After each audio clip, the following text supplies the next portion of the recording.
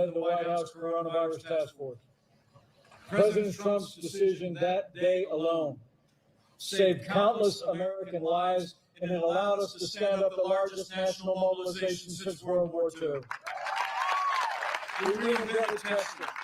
We saw the manufacturing and delivery of hundreds of millions of medical supplies to our incredible doctors and nurses. We've developed medicines that are literally saving lives. As we stand here today, we're on track to have the first safe and effective coronavirus vaccine before the end of this year.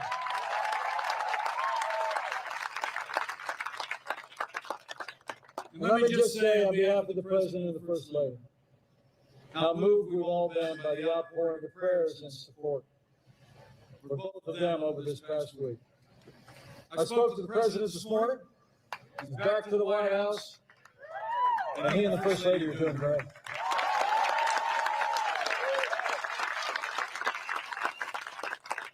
The medical care that they receive, the medicines that they receive are all a part of the national response that we've made available to people all across this country.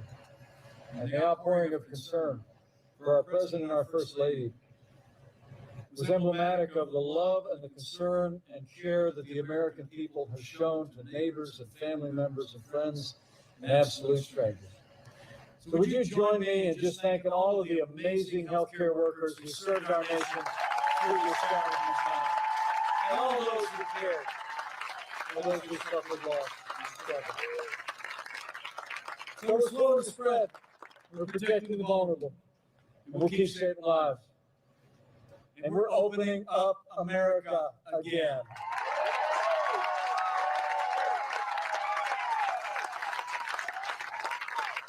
You know, with the strong foundation this President poured in our first 3 years, with the unprecedented relief that we secured from the Congress, for families and for businesses, we actually literally saved 50 million jobs.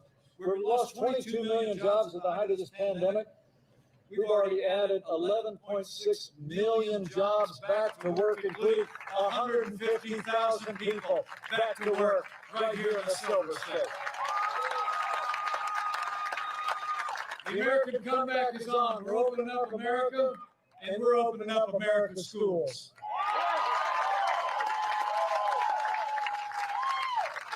Just last week, the President announced that we're distributing 100 million rapid point-of-care tests to states across the country to get our schools open, to keep our schools open, to keep our kids safe.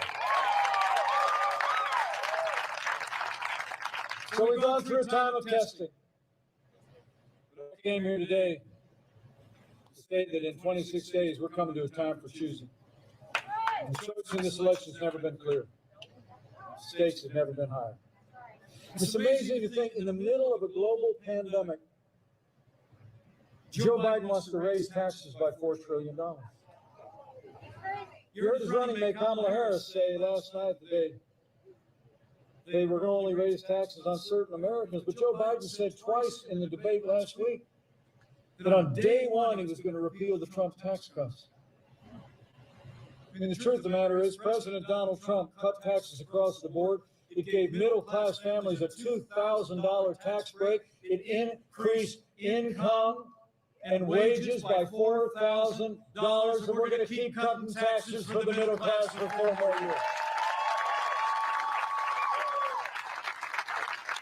Joe Biden wants to bury our economy under an avalanche of red tape, including his own version of the Green New Deal, which is a whole lot like AOC's version of the Green New Deal.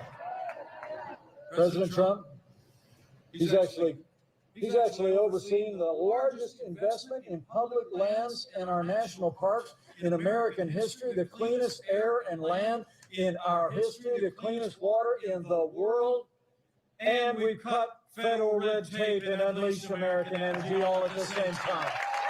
We're going to keep doing it for 4 more years.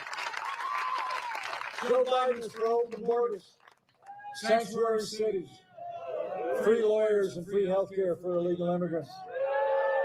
President Donald Trump, he kept the promises he made to the people of Nevada. We made record investments in border security. Mexico is doing more to secure their southern border and ours than ever before. And we've already built more than 300 miles of that border wall on the southern border of the United States And with 4 more years, we're going to build it all. And when it comes to jobs and trade, the contrast couldn't be more clear. Under Joe Biden, his 47 years in Washington, D.C., we saw deals like NAFTA. You know, in the wake of NAFTA being signed into law in 1995, 60,000 factories closed, and many of those jobs went south of the border and overseas. And Joe Biden never lifted a finger to reform NAFTA. But thanks to the man who wrote The Art of the Deal, America got a better deal. NAFTA is gone, and the USMCA is here to stay. It's a huge win for American jobs and American workers. And where Joe Biden has been a cheerleader for communist China every day. Actually said it was a positive development to see the rise of China. To see China literally be half of our international trade deficit. From day one, President Donald Trump put China on notice that the era of economic surrender is over. And we're going to stand strong with China until they open their markets, respect American private property rights, and put American jobs and American workers the respect they deserve. So it's been about security and prosperity, but as I said earlier, it's also been about our most cherished values. Joe Biden, Kamala Harris, and the Democratic Party actually support late-term abortion. And Joe Biden wants to use taxpayer dollars to pay for abortion all the way up to the moment of birth. And I'll tell you, I couldn't be more proud to serve as Vice President to a president who stands without apology for the sanctity of human life. President Donald Trump is the most pro-life president in American history. And we will keep standing for life for 4 more years.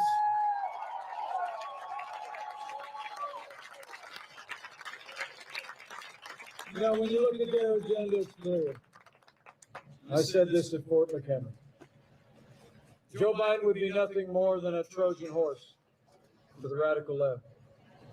Now, Joe Biden has said that democracy is on the ballot on November 3rd. Well, I think our economic recovery is on the ballot.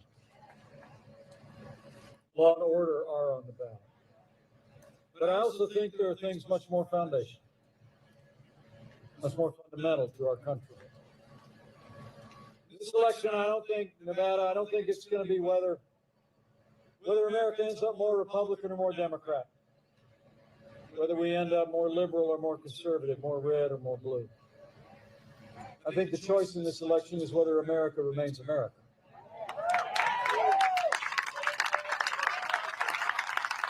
It's whether we're going to start, of course, based on our highest ideals of faith and family and freedom and patriotism and the American flag and the Constitution of the United States, or whether we're going to abandon that path and allow the radical left and Joe Biden and the Democratic Party to take our nation somewhere it's never been before. So let me say today to all of you, standing here in the blazing sun of the valley, for our freedom, for all the ideals that have always made America great and are making America great again, we need to decide right here and right now that Joe Biden will never be president of the United States of America. We're going to re-elect President Donald Trump for 4 more years.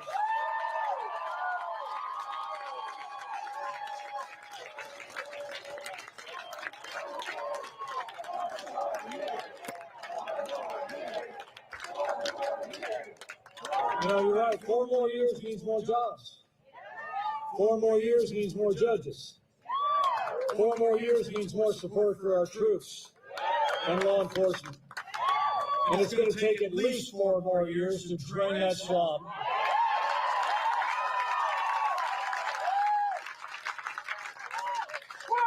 You know, I've served around this president every day for the last 3.5 years. And we've gotten to be very close friends. I've seen him when the cameras are off. And I'll tell you what, Nevada, There's never been a day gone by when President Donald Trump hasn't gotten up and fought to keep the promises that he made to the people of Nevada. Now it's our turn to fight for him. It's on. So I need you to bring it. I need you to bring it. And not just you, but all of hundreds of people that were out on the road when I rolled in today. And freedom-loving people all across the Silver State. I want you to keep voicing your support. Talk to your neighbors and friends at work and at worship about all that we've done in the last 3 years, about the way this president has led us through this challenging year, and all that we have yet to do. Go tell the American people that the choice we face, and remind the American people the choice is in their hands. And when you do have faith, have faith. You know, I honestly believe a careful study of American history shows every time the American people have been given a clear choice between a future of more freedom and less freedom, they choose more freedom every single time. So go out and talk to your neighbors and friends and have faith that if we present the cause of freedom to them in this election, that they'll stand with us. And if you're of a mind to exercise that other kind of faith in the next 26 days, I encourage you to do that too. I truly do. I mean, this is a challenging time in the life of our nation. It seems anymore like if you turn on the television, it's like that little girl asked me last night. It seems like it looks like there's more that divides us in America than unites us. But I've traveled all across this country over the last 3.5 years, and I can tell you, there will always be more that unites the people of this great nation than could ever divide us, and chief among those things is faith. This is a nation of faith.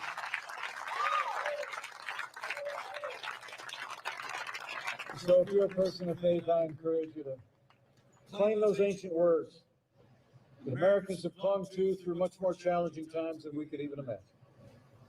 That if his people who are called by his name will humble themselves and pray, he'll do like he's always done in the long and storied history of this country. He'll hear from heaven, and he'll heal this land.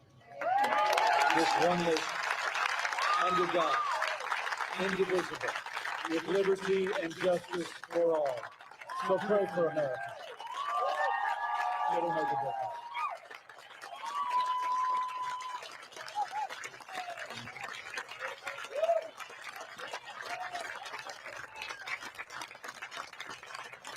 But thank you for this especially warm welcome. It's really great to be in Nevada, but Karen and I have a plane to catch. We're headed to Arizona, and then we're back to Washington, D.C. And I guarantee you, President Donald Trump is going to be back on the campaign trail before you know it. We're going to take this case to the American people every day. I just know with your continued support every day between now and November 3rd, we're going to make Nevada and America stronger than ever before. We're going to make Nevada and America more prosperous than ever before. And with Jim Marsha and Big Dan Rotheimer in a new Republican majority in the United States House of Representatives, with a renewed Republican majority in the United States Senate, and with President Donald Trump in the White House for 4 more years, and with God's help, we will make America great again. Again. So thank you very much. God bless you, and God bless America.